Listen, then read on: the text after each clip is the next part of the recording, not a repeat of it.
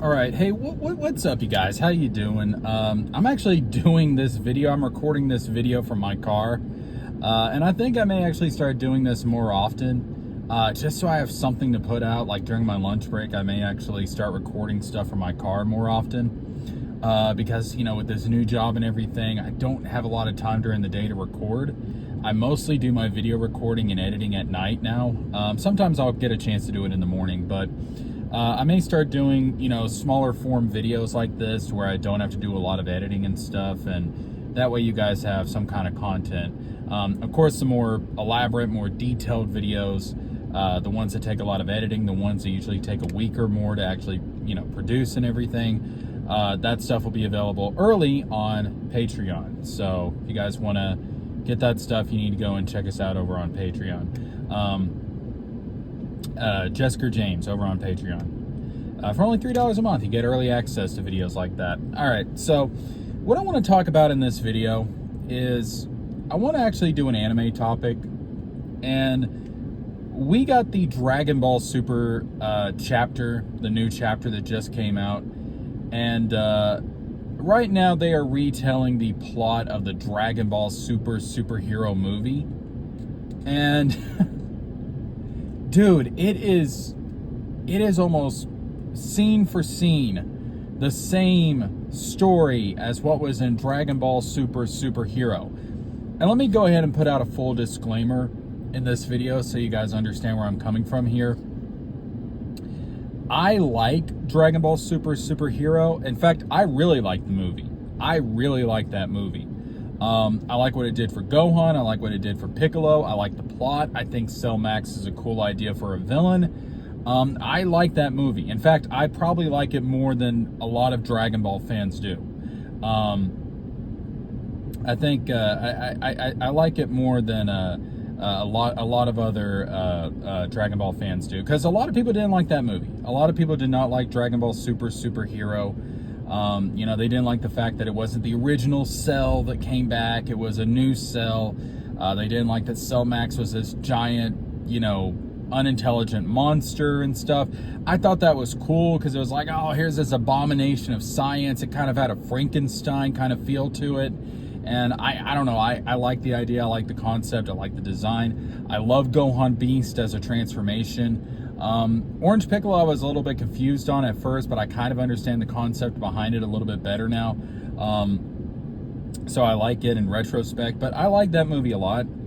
And I like the plot of it a lot. I had a good time seeing it in theaters. But here we are just a few months later, and we're retelling the same exact story, but in manga form. And I look at this and I'm just like, why? What sense does this make? We just saw this story. It wasn't that long ago. And before anybody brings up, oh, well, what's the difference between adapting a movie into a manga as compared to adapting a manga into an anime? Like what's the difference? Well, there's a couple of differences. Number one, usually the time between when the manga comes out and when the anime adapts the manga, in cases like One Piece or Naruto, stuff like that, you usually have like a year or more, sometimes 2 years. Like a lot of times it's 2 years or more. And so because of that, the story that you got in the manga, you haven't really seen it for a while. It's kind of a refresher and stuff, but also you have to realize that when you're taking something like a manga, which is a Japanese comic book, and you're adapting it into an anime, a Japanese cartoon, you're adding a lot of stuff there to enhance the story, to enhance the product. Now you have animation, now you have voice acting, you have color, you have music, you have a lot of different things that make it a very different experience as compared to reading it in the manga. Whereas if you take a movie and you adapt it into a manga, well, you're losing some stuff. Now, the best thing that you can do if you're going to go that route is to expand on the story. That's really the only thing that a manga can really add to a movie. is that it has more time to flesh things out. It has more time to expand stuff. You can get more clarification on different things. You know, we see this a lot in the West with movies and novels. They'll have a novel version of the movie, and there's a lot more in there to kind of go into the character's state of mind, to go into a little bit more backstory, to clarify certain things. There's that kind of advantage, but we're not getting that in the Dragon Ball Super manga. It's literally the exact same story. There's no expansion here. There's no added details or anything. It just seems to be, now maybe that could change. You know, maybe next month, I don't know how long this arc is going to go on, probably for at least 3 or 4 months, I would say. Maybe next month, you know, we'll get something. You know, maybe we'll get a change. Maybe we'll get a difference. Maybe they'll go into Gohan Beast a little bit more. Maybe they'll dive into Orange Piccolo a little bit more, explain the forms a little bit better. A lot of people are kind of hoping that we get a perfect form Cell Max. You know, Cell Max that is actually intelligent, that actually knows what he's doing and isn't a hulking monster. Some people are hoping for that. That would be cool. That would be something different. But at this point, I don't see it happening. That doesn't seem to be the direction that we're going. Now, I know somebody's going to bring up, oh, but, you know, Jesker, they just did, you know, like, what was it, like 2 months, 2 or 3 months of this Trunks and Goten kind of prequel to this arc and showing them in school, and there was some stuff with Dr. Hedo in there. Dude, that shit was lame. That was lame. It was so lame. I was bored out of my mind. And it wasn't like the idea wouldn't be cool. There were some cool ideas in there, like Goten and Trunks being superheroes, you know, kind of calling back to the Great Saiyaman stuff. And I like Great Saiyaman. I thought that was a fun section of the story. But they didn't really do anything with it. They didn't really, there was potential there, but it didn't live up to its potential, all right? And it was a far cry from how entertaining and fun the Great Saiyaman stuff was. There's no comparison. It was lame. It was very, very lame. Then, of course, some people have issues with the whole Trunks and Mai romance, and, you know, I understand why, but, bro, it's Japan, it's anime, it's manga. I've seen way worse, okay? They have, like, girls that look like they're 15, but they're actually, like, 15,000 years old, you know, or something like that. Like, I've seen worse, okay? I honestly have. So that didn't really bother me, to be honest with you, because I guess I'm kind of numb to that stuff when it comes to anime and manga at this point, and just Japanese culture. I mean, I've been into this stuff for a while. But this shit that's going on right now is lame, dude. Like, I know the story, and I've had a problem with this when it comes to Dragon Ball Super, really since the beginning. You know, we had the Battle of Gods movie that came out in 2013. We had Resurrection F, which I think was 2015, I think it was. I don't remember exactly. It may have been 2014. But, you know, we got those 2 movies coming out, and then they announced Dragon Ball Super, and what do? They just adapt the stories of the movies into anime sagas. And I'm like, but we just got these movies. Was this really necessary? I don't think that it really was. Now, to be fair, at least when it came to the Battle of Gods movie, you know, they did expand on some stuff. We got some more slice of life moments. There was enough there to where I was kind of okay with it. And don't get me wrong, I do like some aspects of the Battle of Gods saga in the anime as compared to the movie. I do like some of the aspects a little bit better there. For one thing, I think the Super Saiyan God transformation in the anime is actually better than what it was in the movie. I'm not going to lie. But was it necessary? No, I don't think it was necessary. And Resurrection F was almost copy and paste what it was from the movie, you know, except adding in, Captain Ginyu? They added in Captain Ginyu. I mean, there was some changes, but not enough to really justify this adaptation.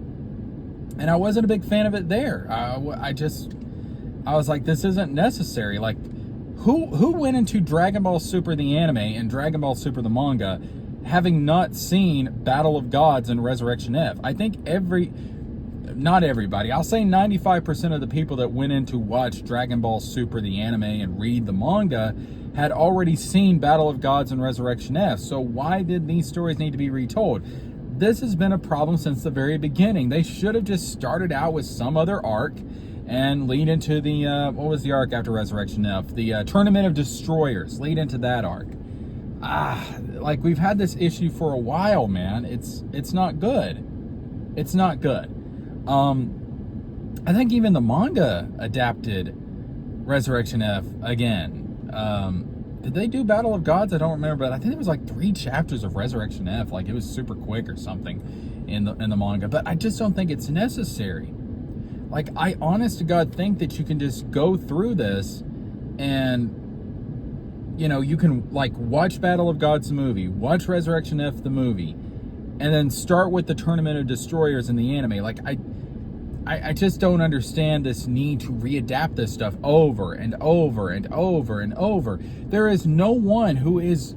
There are very few people who are watching the anime, which the anime still hasn't come back yet. That's another problem. But there's nobody watching the anime or reading the manga right now who hasn't seen the movies. So who is this for?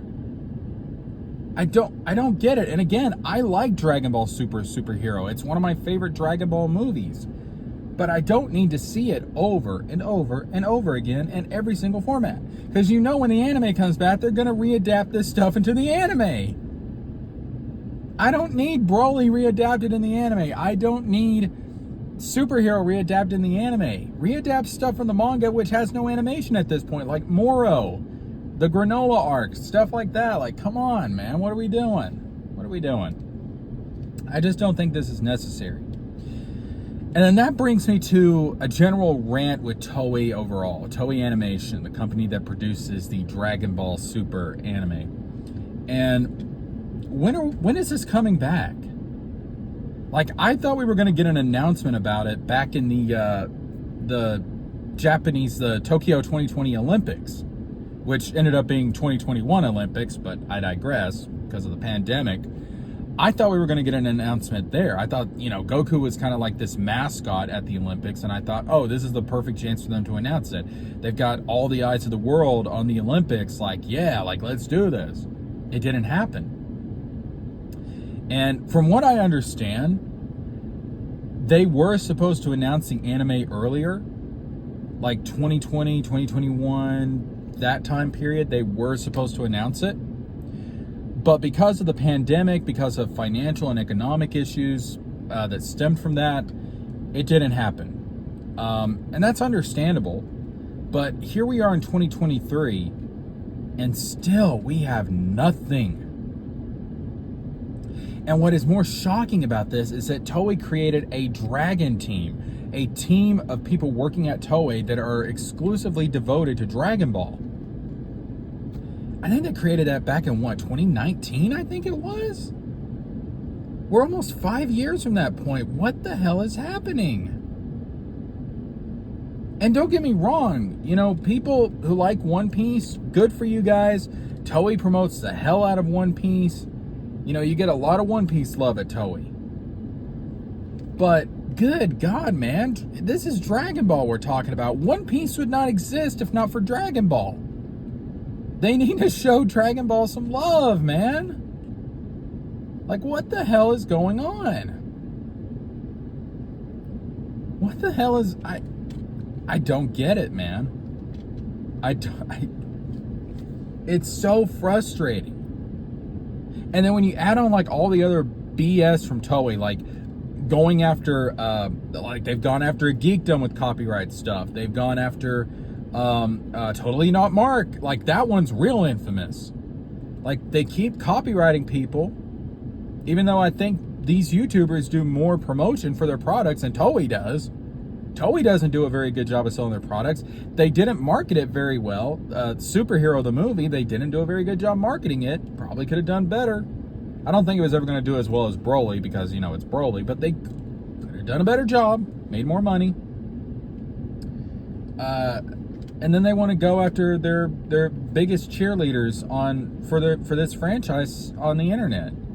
I don't get it. And then when you also look at, like, some of the old stuff they put out, like the old, you know, like Dragon Ball Z anime and Dragon Ball and Dragon Ball GT, like, the home releases for this stuff is ass.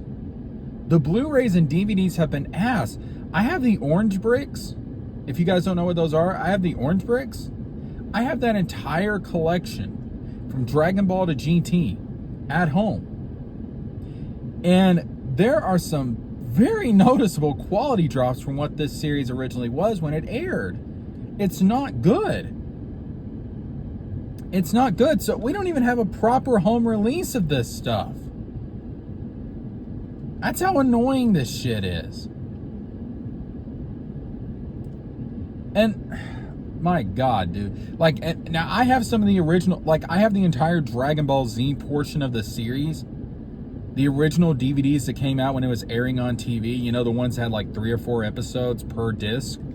I have those at home as well. And honest to God, the quality's better on those than it is on the Orange Bricks. And the Orange Bricks came out like 5 to 7 years later. Like, dude. I don't know. Like, I was reading the manga chapter while I was at work. Probably shouldn't have been doing that, but whatever. I was bored. There wasn't a lot going on. I was like, screw it. So I was reading the manga chapter while I was at work.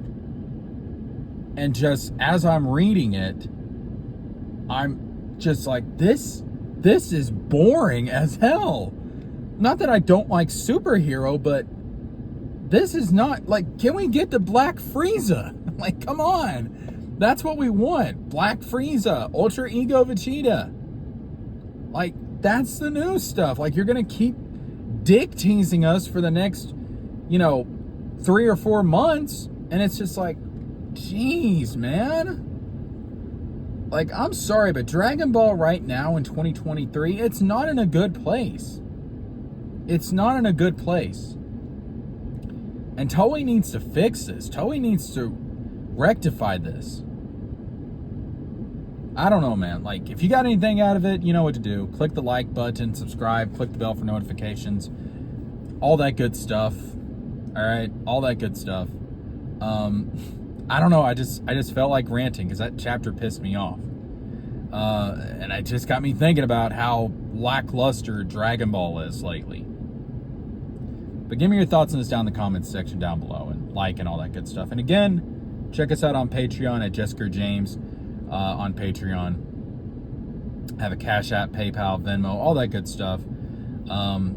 If you feel extra generous. I want to do this full time for you guys, but I need money to do so. So you know what to do. If you can't do that, that subscription, and share the content so other people can subscribe. We get to 1,000 subscribers, we get monetized, baby. All right. Give me your thoughts on the state of Dragon Ball in 2023. That being said, this is JeskerJames with a Z, and I am signing off.